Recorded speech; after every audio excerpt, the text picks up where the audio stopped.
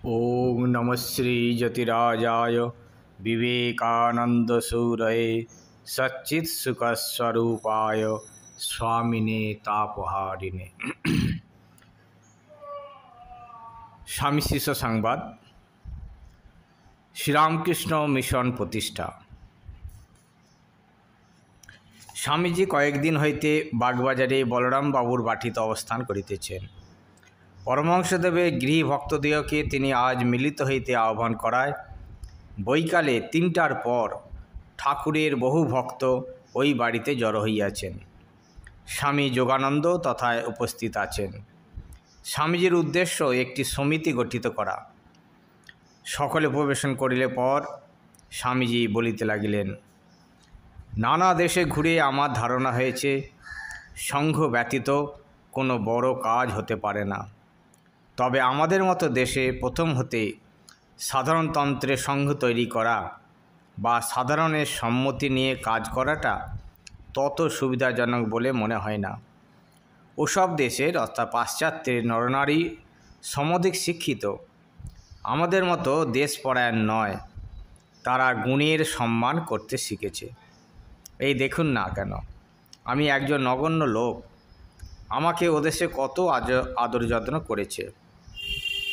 এদেশে শিক্ষা বিস্তারে যখন ইতর সাধারণ লোক সমধিক সহৃদয় হবে, যখন মত ফতের সংকীর্ণ গণ্ডির বাইরে চিন্তা প্রসারিত করতে শিখবে, তখন সাধারণতন্ত্র মতে সংঘের কার্য চালাতে পারবে। সেই জন্যই সংঘের একজন ডিরেক্টর বা প্রধান পরিচালক থাকা চাই। সকলকে তাঁর আদেশ মেনে চলতে হবে। তারপর কালে সকলের মত লয়ে কার্য করা হবে। আমরা যার নামে সন্ন্যাসী হয়েছি, আপনারা যাকে জীবনের আদর্শ করে সংসার আশ্রমে কার্যক্ষেত্রে রয়েছেন, যার দেহ অবসানের ২০ বৎসরের মধ্যে প্রাচ্য ও পাশ্চাত্য জগতে তাঁর পূর্ণ নাম ও অদ্ভুত জীবনের আশ্চর্য প্রসার হয়েছে, এই সংঘ তাঁরই নামে প্রতিষ্ঠিত হবে। আমরা প্রভুর দাস, আপনারাও এ কার্যে সহায় হন। শ্রীযুক্ত গিরিশ ঘোষ প্রমুখ উপস্থিত গৃহীগণ এ প্রস্তাব অনুমোদন করিলে রামকৃষ্ণ সংঘের ভাবী কার্যপ্রণালী আলোচিত হইতে লাগিল। সংঘের নাম রাখা হইল রামকৃষ্ণ প্রচার বা রামকৃষ্ণ মিশন। উহার উদ্দেশ্য প্রভৃতি আমরা উহার মুদ্রিত বিজ্ঞাপন হইতে উদ্ধৃত করিলাম। উদ্দেশ্য, মানবের হিতার্থ শ্রী শ্রী রামকৃষ্ণ যে সকল তত্ত্ব ব্যাখ্যা করিয়াছেন এবং কার্যে তাহার জীবনে প্রতিপাদিত হইয়াছে, তাহার প্রচার এবং মানুষের দৈহিক, মানসিক ও পারমার্থিক উন্নতিকল্পে যাহাতে সেই সকল তত্ত্ব প্রযুক্ত হইতে পারে, তদ বিষয়ে সাহায্য করা। এইটি হবে মিশনের উদ্দেশ্য। ব্রত, জগতের যাবতীয় ধর্মমতকে এক অক্ষয় সনাতন ধর্মে রূপান্তর মাত্র জ্ঞানে সকল ধর্মাবলম্বীদিগের মধ্যে আত্মীয়তা স্থাপনের জন্য শ্রী শ্রী রামকৃষ্ণ যে কার্যের অবতারণা করিয়াছিলেন, তাহার পরিচালনায় এই মিশনের ব্রত।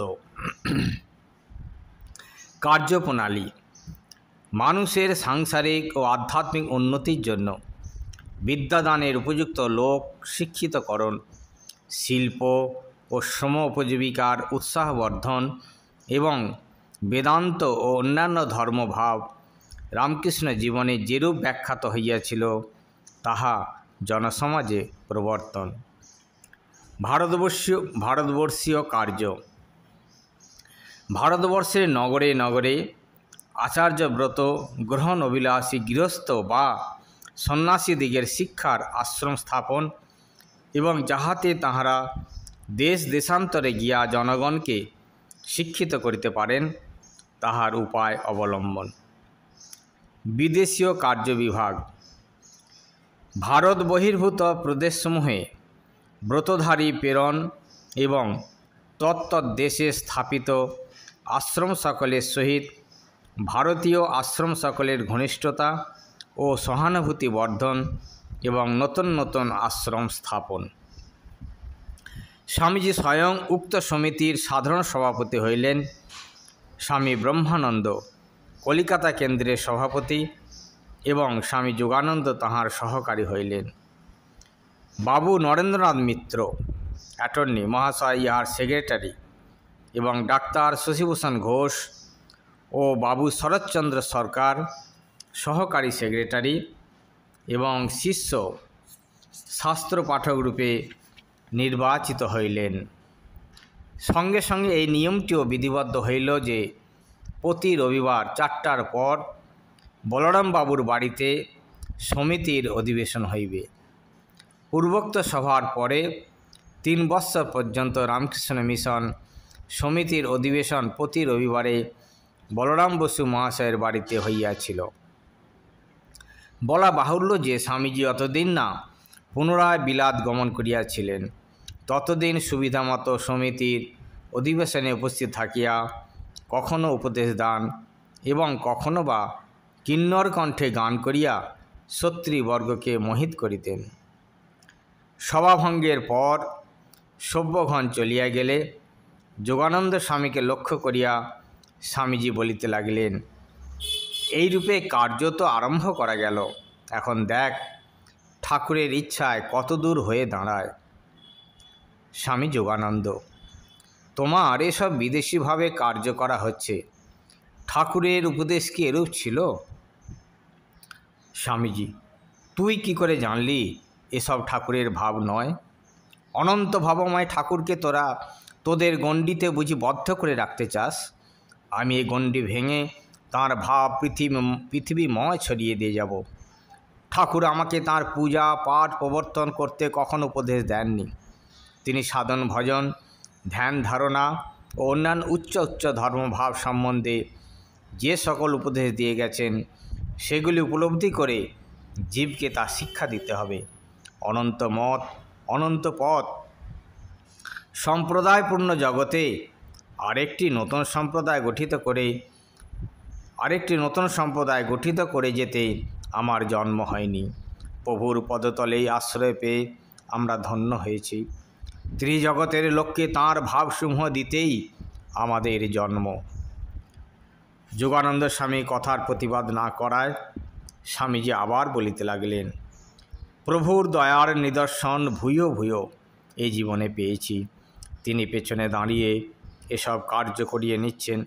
যখন ক্ষুধায় কাতর হয়ে গাছতলায় পড়ে থাকতুম, যখন কৌপিন আটবার বস্ত্র ছিল না, যখন কপর্দক শূন্য হয়ে পৃথিবী ভ্রমণে কৃতসংকল্প, তখনও ঠাকুরের দয়ায় সর্ববিষয়ে সহায়তা পেয়েছি। আবার যখন এই বিবেকানন্দকে দর্শন করতে চিকাগো রাস্তায় লাঠালাঠি হয়েছে, যে সম্মানের শতাংশের একাংশ পেলে সাধারণ মানুষ উন্মাদ হয়ে যায়, ঠাকুরের কৃপায় তখন সে সম্মানও অক্লেশে হজম করেছি। প্রভুর ইচ্ছায় সর্বত্র বিজয়। এবার এদেশে কিছু কার্য করে যাব। তোরা সন্দেহ ছেড়ে আমার কার্যে সাহায্য কর, দেখবি তাঁর ইচ্ছায় সব পূর্ণ হয়ে যাবে। স্বামী যোগানন্দ, তুমি যা ইচ্ছা করবে তাই হবে। আমরা তো চিরদিনই তোমার আজ্ঞানুবর্তী। ঠাকুর যে তোমার ভেতর দিয়ে এ সকল করছেন, মাঝে মাঝে তা বেশ দেখতে পাচ্ছি। তবু কি জানো, মধ্যে মধ্যে কেমন খটকা লাগে। ঠাকুরের এই কার্যপ্রণালী অন্যরূপ দেখেছি কি না, তাই মনে হয় আমরা তাঁর শিক্ষা ছেড়ে অন্য পথে চলছি না তো, তাই তোমায় অন্যরূপ বলি ও সাবধান করে দিই। স্বামীজি, কি জানিস, সাধারণ ভক্তেরা ঠাকুরকে যতটুকু বুঝেছে, প্রভু বাস্তবিক ততটুকু নন। তিনি অনন্ত ভাবময়। ব্রহ্মজ্ঞানের ইয়ত্তা হয়তো প্রভুর অগম্য ভাবের ইয়ত্তা নয়। তাঁর কৃপা কটাক্ষে লাখো লাখো বিবেকানন্দ এখনই তৈরি হতে পারে। তবে তিনি তা না করে ইচ্ছা করে এবার আমার ভিতর দিয়ে আমাকে যন্ত্র করে এইরূপ করাচ্ছেন, তা আমি আর কি করব বল। এই বলিয়া স্বামীজি কার্যান্তরে অন্যত্র গেলেন। স্বামী যোগানন্দ শিষ্যকে বলিতে লাগলেন, আহা, নরেনের বিশ্বাসের কথা শুনলি? বলে কিনা ঠাকুরের কৃপা কটাক্ষে লাখো বিবেকানন্দ তৈরি হতে পারে। কি গুরুভক্তি! আমাদের উহার শতাংশের একাংশ ভক্তি যদি হতো তো ধন্য হতো। শিষ্য: মহাশয়, স্বামীজির সম্বন্ধে ঠাকুর কি বলতেন? যোগানন্দ: তিনি বলতেন, এমন আধার এই যুগে জগতে আর কখনো আসেনি। কখনো বলতেন, নরেন পুরুষ, তিনি প্রকৃতি, নরেন তাঁর শ্বশুর ঘর। কখনো বলতেন অখণ্ডের থাক, কখনো বলতেন অখণ্ডের ঘরে, যেখানে দেবদেবী সকল ব্রহ্ম হতে নিজের নিজের অস্তিত্ব পৃথক রাখতে পারেননি, লীন হয়ে গেছেন। 7 জন ঋষিকে আপন আপন অস্তিত্ব পৃথক রেখে ধ্যানে নিমগ্ন দেখেছি। নরেন তাঁদেরই একজনের অংশ অবতার। কখনো বলতেন জগৎপাল নর ও নারায়ণ নামে যে 2 ঋষিমূর্তি পরিগ্রহ করে জগতের কল্যাণের জন্য তপস্যা করেছিলেন, নরেন সেই নর ঋষির অবতার। কখনো বলতেন সুখদেবের মতো তাকে মায়া স্পর্শ করতে পারেনি। শিষ্য: ওই কথাগুলি সত্য, না ঠাকুর ভাবমুখে এক এক সময় এক এক রূপ বলতেন? যোগানন্দ: ওরে, তাঁর কথা সব সত্য। তাঁর শ্রীমুখে ভ্রমেও মিথ্যা কথা বেরোতো না। শিষ্য: তা হইলে সময়ে সময় ওই রূপ ভিন্ন রূপ বলিতেন কেন? যোগানন্দ: তুই বুঝতে পারিসনি। নরেনকে ওই সকলের সমষ্টি প্রকাশ বলতেন। নরেনের মধ্যে ঋষির বেদজ্ঞান, শঙ্করের ত্যাগ, বুদ্ধের হৃদয়, সুখদেবের মায়ারাহিত্য ও ব্রহ্মজ্ঞানের পূর্ণ বিকাশ একসঙ্গে রয়েছে, দেখতে পাচ্ছিস না? ঠাকুর তাই তো মধ্যে মধ্যে ওইরূপ নানাভাবে কথা কইতেন। যা বলতেন সব সত্য, ত্রিসত্য। শিষ্য শুনিয়া নির্বাক হইয়া রইলেন। ইতিমধ্যে স্বামীজি আবার ফিরিয়া আসিয়া শিষ্যকে বলিলেন, তোদের ওদেশে ঠাকুরের নাম বিশেষভাবে লোকে জানে কি? শিষ্য: মহাশয়, এক নাগমহাশয় ওদেশ হইতে ঠাকুরের কাছে আসিয়াছিলেন। তাহার কাছে শুনিয়া এখন অনেকের ঠাকুরের বিষয় জানিতে কৌতূহল হইয়াছে। কিন্তু ঠাকুর যে ঈশ্বর অবতার একথা ওদেশের লোকেরা এখনও জানিতে পারে নাই। কেহ কেহ উহা শুনিলেও বিশ্বাস করে না। স্বামীজি: ও কথা বিশ্বাস করা কি সহজ ব্যাপার রে? আমরা তাকে হাতে নেড়ে চেড়ে দেখলুম, তাঁর নিজ মুখে ওই কথা বারংবার শুনলুম, 24 ঘন্টা তার সঙ্গে বসবাস করলুম, তবু আমাদেরও মধ্যে মধ্যে সন্দেহ আসে। তা অন্যে পরের কা কথা। শিষ্য: মহাশয়, ঠাকুর যে পূর্ণ ব্রহ্ম ভগবান একথা তিনি আপনাকে নিজ মুখে কখনো বলিয়াছিলেন কি? স্বামীজি: উনি কতবার বলেছেন, আমাদের সবাইকে বলেছেন। তিনি যখন কাশীপুরের বাগানে যখন শরীর যায় তখন আমি তাঁর বিছানার পাশে একদিন মনে মনে ভাবছি, এই সময় যদি বলতে পারো আমি ভগবান, তবে বিশ্বাস করব তুমি সত্য সত্যই ভগবান। তখন শরীর যাওয়া 2 দিন মাত্র বাকি। ঠাকুর তখন হঠাৎ আমার দিকে চেয়ে বললেন, ওরে, যে রাম, যে কৃষ্ণ, সেই ইদানিং এ শরীরে রামকৃষ্ণ, তোর বেদান্তের দিক দিয়ে নয়। আমি শুনে অবাক হয়ে রইলুম।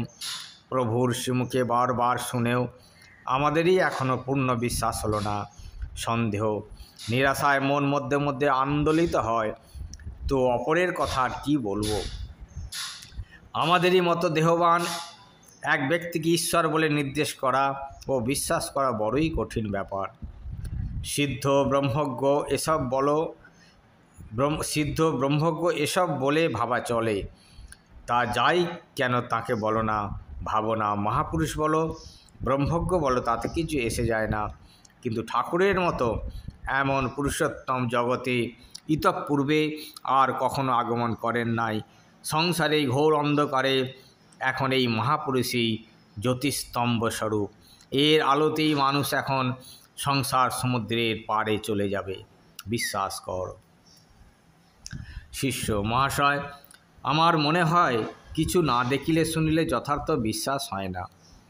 শুনিয়াছি মথুরবাবু ঠাকুরের সম্বন্ধে কত কি দেখিয়াছিলেন, তাই ঠাকুরে তাঁর এত বিশ্বাস হইয়াছিল। স্বামীজি: যার বিশ্বাস হয় না তার দেখলেও বিশ্বাস হয় না। মনে করে মাথার ভুল স্বপ্ন ইত্যাদি। দুর্যোধনও বিশ্বরূপ দেখেছিল, অর্জুনও দেখেছিল। অর্জুনের বিশ্বাস হলো দুর্যোধন ভেলকিবাজি ভাবলে, তিনি না বুঝালে কিছু বলবার বা বুঝবার জো নাই। না দেখে না শুনে কারো 16 আনা বিশ্বাস হয়? কেউ 12 বৎসর সামনে থেকে নানা বিভূতি দেখেও সন্দেহে ডুবে থাকে। সার কথা হচ্ছে তাঁর কৃপা, লেগে থাকতে হবে, তবে তাঁর কৃপা হবে। শিষ্য: কৃপার কি কোনো নিয়ম আছে মহাশয়? স্বামীজি: হ্যাঁও বটে, নাও বটে। শিষ্য: কিরূপ? স্বামীজি: যারা কায় মনোবাক্যে সর্বদা পবিত্র, যাদের অনুরাগ প্রবল, যারা সৎ অসৎ বিচারবান ও ধ্যান পরায়ণরত, তাদের উপরই ভগবানের কৃপা হয়। তবে ভগবান প্রকৃতির সকল নিয়মের বাইরে, কোনো নিয়ম নীতির বশীভূত নন। ঠাকুর যেমন বলতেন, তাঁর ছেলের স্বভাব। সেজন্য দেখা যায় কেউ কোটি জন্ম ডেকেও তাঁর সাড়া পায় না। আবার যাকে আমরা পাপী তাপী নাস্তিক বলি, তার ভিতরে সহসা চিৎ প্রকাশ হয়ে যায়। তাকে ভগবান অযাচিত কৃপা করে বসেন। তার আগের জন্মের স্বীকৃতি ছিল কথা বলতে পারিস, কিন্তু এর রহস্য বোঝা কঠিন। ঠাকুর কখনো বলতেন, তাঁর প্রতি নির্ভর করো, ঝড়ের এঁটো পাতা হয়ে যা। আবার কখনো বলতেন, তাঁর কৃপা পাতস্থ বইছেই, তুই পাল তুলে দে না। শিষ্য: মহাশয়, এ তো মহা কঠিন কথা, কোনো যুক্তি যে এখানে দাঁড়ায় না। স্বামীজি: যুক্তিতর্কের সীমা মায়া অধিকৃত জগতে, দেশকাল নিমিত্তের গণ্ডির মধ্যে তিনি হলেন দেশকালাতীত। তাঁর নিয়মও বটে, আবার তিনি নিয়মের বাইরেও বটে। প্রকৃতির যা কিছু নিয়ম তিনিই করেছেন, হয়েছেন, আবার সে সকলের বাইরেও রয়েছেন। তিনি যাকে কৃপা করেন, সে তন মুহূর্তে নিয়মের গণ্ডির বাইরে চলে যায়। সেই জন্য কৃপার কোনো কন্ডিশন নাই। কৃপাটা হচ্ছে তাঁর খেয়াল। এই জগৎ সৃষ্টিটাই সব তাঁর খেয়াল। লোকবত্ত লীলা কৈবল্যম। যিনি খেয়াল করে এমন জগৎ গড়তে ভাঙতে পারেন, তিনি কি আর কৃপা করে মহাপাপীকেও মুক্তি দিতে পারেন না? তবে যে কারুকে সাধন ভজন করিয়ে নেন ও কারুকে করান না, সেটাও তাঁর খেয়াল, তাঁর ইচ্ছা। শিষ্য: মহাশয়, বুঝিতে পারিলাম না। স্বামীজি: বুঝি আর কি হবে, যতটা পারিস তাতে মন লাগিয়ে থাক, তাহলেই এই জগৎ ভেলকি আপনি ভেঙে যাবে। তবে লেগে থাকতে হবে, কাম কাঞ্চন থেকে মন সরিয়ে নিতে হবে, সৎ অসৎ বিচার সর্বদা করতে হবে। আমি দেহ নই, এইরূপ বিদেহ ভাবে অবস্থান করতে হবে। আমি সর্বজ্ঞ আত্মা, এইটি অনুভব করতে হবে। এই রূপে লেগে থাকার নামই হলো পুরুষকার। ওই রূপে পুরুষকারের সহায়ে তাতে নির্ভর আসবে, সেটাই হলো পরম পুরুষার্থ। স্বামীজি আবার বলিতে লাগলেন, তাঁর কৃপা তোদের প্রতি না থাকলে তোরা এখানে আসবি কেন? যারাই ঠাকুরের ভক্ত, সকলের প্রতি তাঁর কৃপা আছে জানবি। ঠাকুর বলতেন, যাদের প্রতি ঈশ্বরের কৃপা হয়েছে তারা এখানে আসবেই আসবে, যেখানে সেখানে থাক বা যাই করুক না কেন। এখানকার কথায়, এখানকার ভাবে সে অভিভূত হবেই হবে। তোর কথায় ভেবে দেখ না, যিনি কৃপা বলে সিদ্ধ, যিনি প্রভুর কৃপা সম্যক বুঝেছেন, সেই নাগমশাইয়ের সঙ্গলাভ কি ঈশ্বরের কৃপা ভিন্ন হয়? গীতা বলছে, অনেকে জন্ম সংসিদ্ধ তত জাতি পরাম গতি। জন্ম জন্মান্তরের স্বীকৃতি থাকলে তবে অমর মহাপুরুষের দর্শন লাভ হয়। শাস্ত্রে উত্তমা ভক্তি যে সকল লক্ষণ দেখা যায়, নাগমশাইয়ের সেগুলি সব ফুটে বেরিয়েছে। ওই যে বলে ত্রিনাদবি শুনিয়েছেন, তা একমাত্র নাগমশাইয়ের প্রত্যক্ষ করা গেল। তোদের বাঙাল দেশ ধন্য, এক নাগমশাইয়ের পাদস্পর্শে পবিত্র হয়ে গেছে। এই কথা বলিতে বলিতে স্বামীজি মহাকবি শ্রীযুক্ত গিরিশচন্দ্র ঘোষের বাড়ি বেড়াইয়া আসিতে চলিলেন। সঙ্গে স্বামী যোগানন্দ ও শিষ্য। গিরিশবাবুর বাড়ি উপস্থিত হইয়া উপবেশন করিয়া স্বামীজি বলিতে লাগলেন, যেসি মনে আজকাল কেবল উঠছে, এটা করি সেটা করি, তাঁর কথা জগতে ছড়িয়ে দিই ইত্যাদি। আবার ভাবি, এতে বা ভারতে আর একটা সম্প্রদায় সৃষ্টি হয়ে পড়ে, তাই অনেক সামলে চলতে হয়। কখনো ভাবি সম্প্রদায় হোক, আবার ভাবি না, তিনি কারো ভাব কদাচ নষ্ট করেননি, সমদর্শিতাই তাঁর ভাব। এই ভেবে মনের ভাব অনেক সময় চেপে চলি। তুমি কি বলো? গিরিশবাবু: আমি আর কি বলবো, তুমি হলে তাঁর হাতের যন্ত্র, যা করাবেন তাই তোমাকে করতে হবে। আমি অত শত বুঝি না।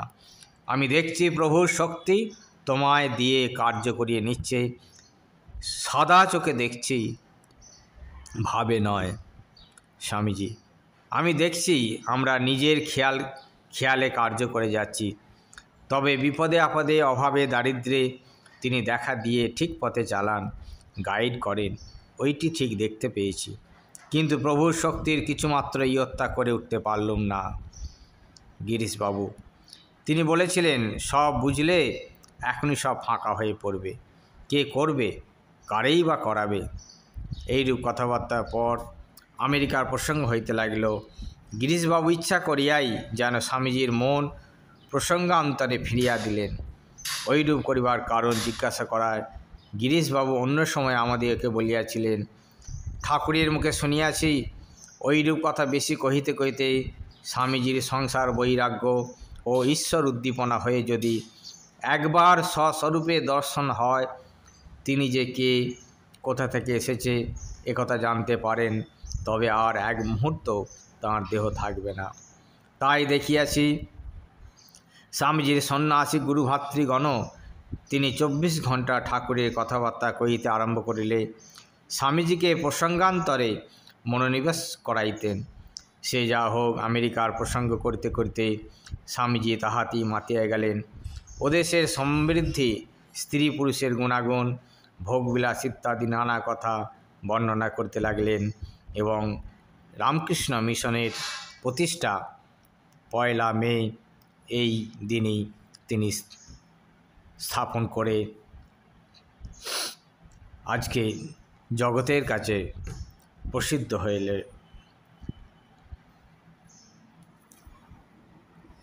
ওম শান্তি শান্তি শান্তি।